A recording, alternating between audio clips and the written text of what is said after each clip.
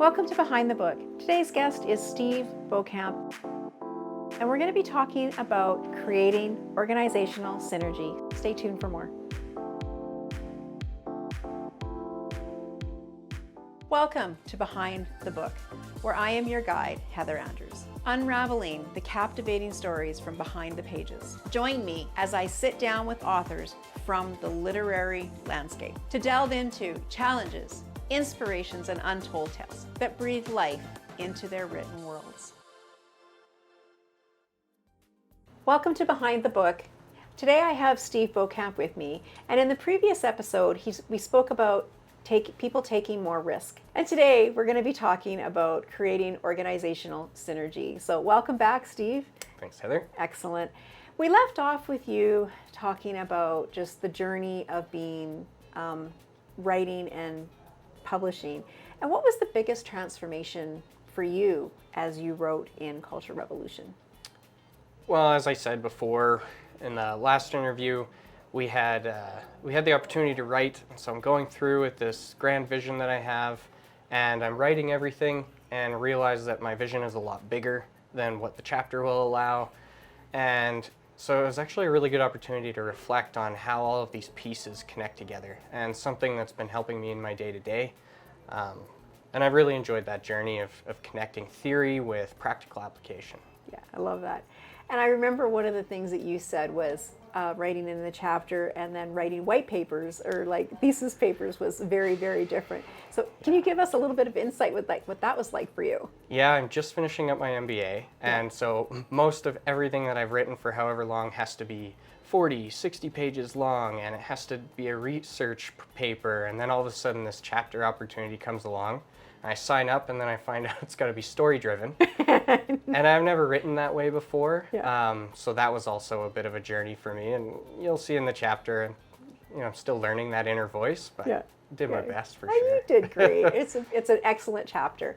And just taking us into creating that organizational synergy, you talked about 3 pillars in your chapter that just really took my breath away, actually, because you piecemealed it all together. And coming out of corporate into my own business, it made me think about all of the initiatives that I drove as a manager. So thank you for that.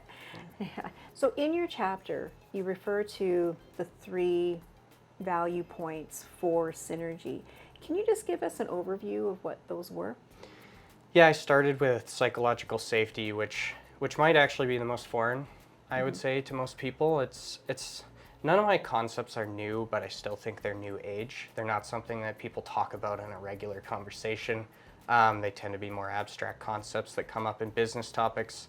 But psychological safety was the first, and it's really about creating that positive environment. Not necessarily one that's, over the top, but one that allows people to come out of their shell and take risks at work, and really get the best of themselves to show up every day. Mm-hmm. And then I moved into the next one, which was really about knowledge sharing. Mm-hmm. And that's something that also people they think they're doing it well. We're going to collaborate with everybody in the organization. Here's everything that we have. But we tend to hold a lot of the operational pieces that really need to be communicated inside, and not necessarily share them to the group, even though we're asking them to be a part of these actions. Mm-hmm. And then the last one was employee empowerment. Mm-hmm. I think a lot of organizations try to do this, but without the other 2, it just might kind of fall flat. Mm-hmm. So while that might not be so foreign, there are some pieces of it that are. If you look into concepts like shared leadership, where you don't just have one person at the helm, you have 3 or 4, and each of them are specialists and they take turns. It's really a new way to look at it. I love that. Would you say that management has changed from versus like 1990s into today, and how so? Yeah, I mean, I can't really speak to experience, let's say, but I mean, just coming out of oil and gas as my background, I'm going to say that most of the leadership that occurs there is kind of anchored in the past.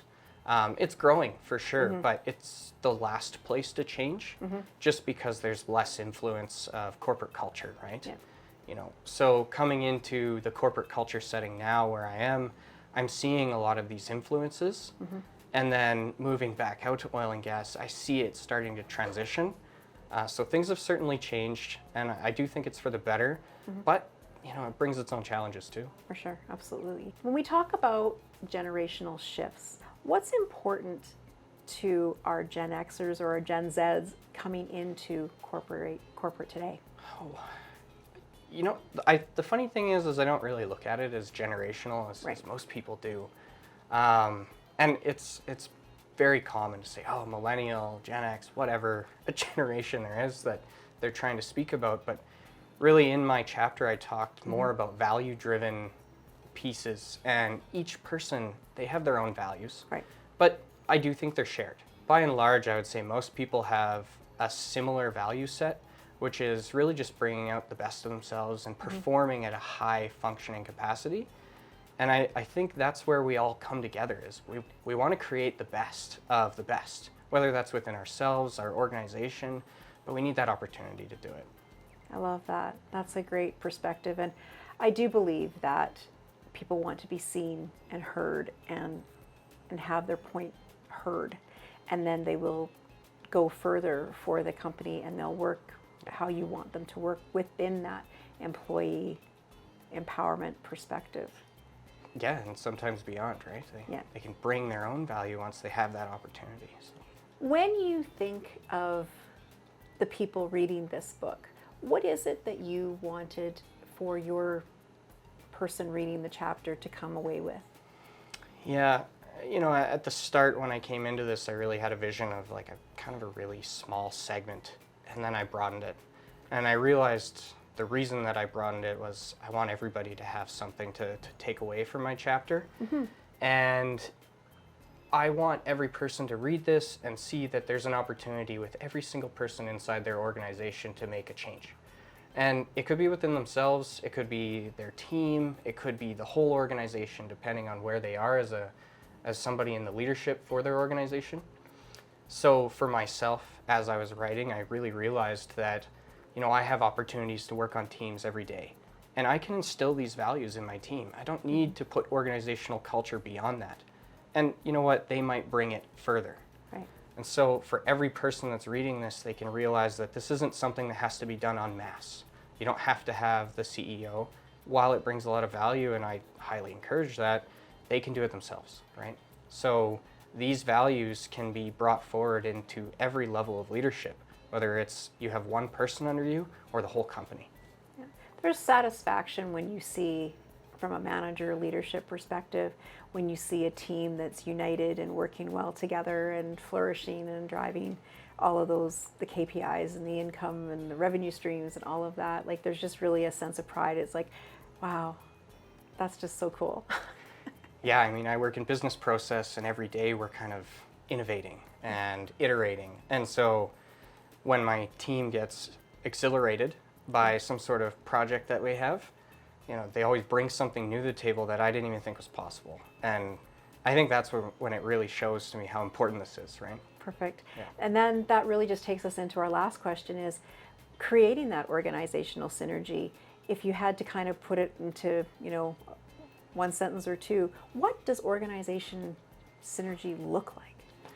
Yeah, and while my chapter kind of more focused on the environment of organizational synergy than the result of it, the best kind of way to summarize what organizational synergy would be is really, again, going back to everybody performing at their best, and not just themselves, but together, right? If you have two people collaborating and they are in tune and working on something in the same direction, it's likely that they're going to create something better than what each of them could themselves, which is very much the definition of synergy. Yeah, thank you so much for that. Where can our listeners get a hold of you? Right. Our listeners can get a hold of me at steve@entidine.com or at LinkedIn. As we wrap up this episode today on creating organizational synergy, stay tuned for the next episode where we talk about value-driven employee engagement. See you next time. As we close another chapter on Behind the Book, I want to extend our heartfelt gratitude to our wonderful authors for sharing their stories. I'm Heather Andrews, reminding you that the adventure doesn't end here. year. Keep turning those pages, and I will see you next time.